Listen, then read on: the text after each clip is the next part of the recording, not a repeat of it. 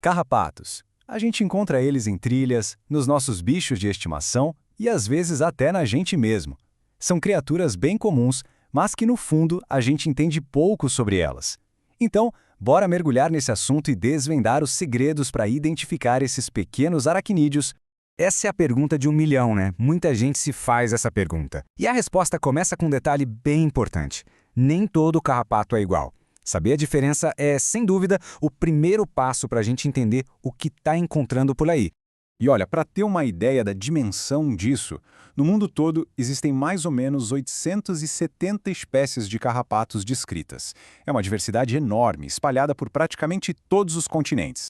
Mas vamos trazer a conversa aqui para a nossa realidade. No Brasil, essa fauna toda é representada por 68 espécies. Então, conhecer esse cenário mais local já torna a identificação uma tarefa bem mais direta e, claro, muito mais relevante para a gente. E aqui está a chave de tudo, o pulo do gato. Apesar dessa quantidade toda de espécies, todas elas se encaixam em duas grandes famílias. É isso. Entender essa divisão fundamental é o segredo para começar a identificar qualquer carrapato. De um lado, então, a gente tem os Ixodidae, que são popularmente conhecidos como carrapatos duros. Do outro lado, os Argacidae, ou os carrapatos moles. Os próprios nomes já dão uma pista excelente sobre a principal diferença entre eles. Exatamente.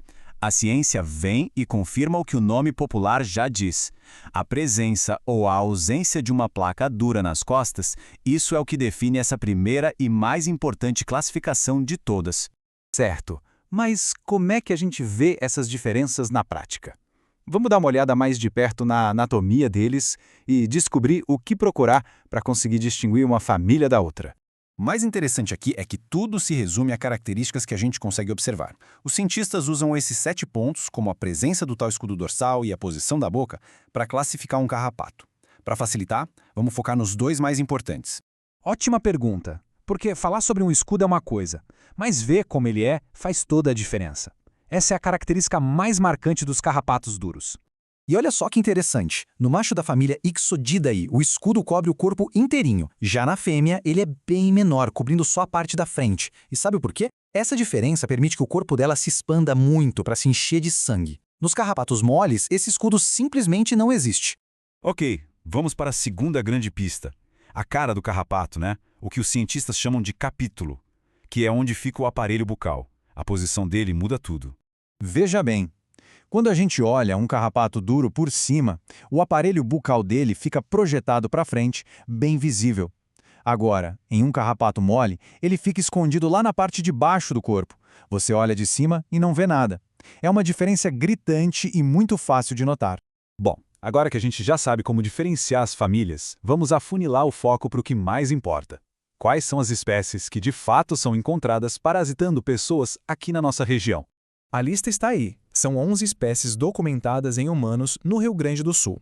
Algumas são mais comuns, outras bem mais raras, mas todas elas têm em comum essa capacidade de, eventualmente, nos ver como um hospedeiro. Vamos conhecer alguns deles. Este aqui é o famoso Amblyomma sculptum, o carrapato estrela. Embora os adultos prefiram animais grandes, as fases jovens dele, os miquins, podem atacar humanos em grande número, e é aí que o problema acontece. E este é o Amblyomma dubitatum. O hospedeiro principal dele são roedores, como a capivara, mas ele não é muito seletivo. Essa capacidade de se alimentar em diferentes tipos de animais, incluindo seres humanos, mostra direitinho como esses ciclos acabam se cruzando com o nosso. Então a gente chega ao ponto crucial. Por que esses encontros estão acontecendo com mais frequência? A resposta não está só no carrapato, mas sim no ambiente que a gente compartilha com ele. Basicamente é isso. Estamos ocupando o mesmo espaço. Conforme as cidades crescem e as áreas rurais se transformam, as barreiras entre o ambiente selvagem e o nosso vão diminuindo. A história toda começa aqui, com a fauna silvestre.